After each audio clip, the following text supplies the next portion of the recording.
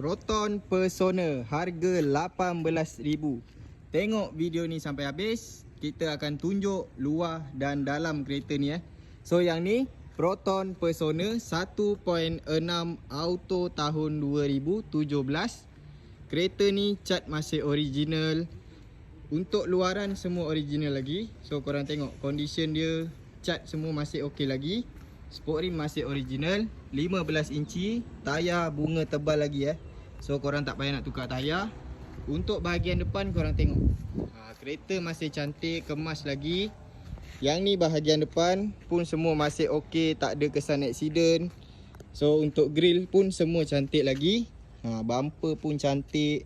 Lampu owner dah tinted color biru, so cantik lagi, tak ada pecah. Untuk luaran memang tak ada komplain, korang beli dan pakai saja. Yang ni bahagian belakang pun masih cantik lagi. Bumper, lampu semua masih original. Yang ni bukan low spec Yang ni full spec. So dalaman korang tengok. Yang ni dalaman kereta ni. So dia punya dashboard, steering semua cantik lagi. Ada Android player. Steering pun cantik. Seat, nampak? Seat bersih, memang kemas lagi. Dalaman pun wangi. Kereta enjin gearbox tak ada masalah. Seat belakang pun cantik lagi. Harga korang tengok kita jual berapa? RM27,000. Last kita bagi pun RM20,000.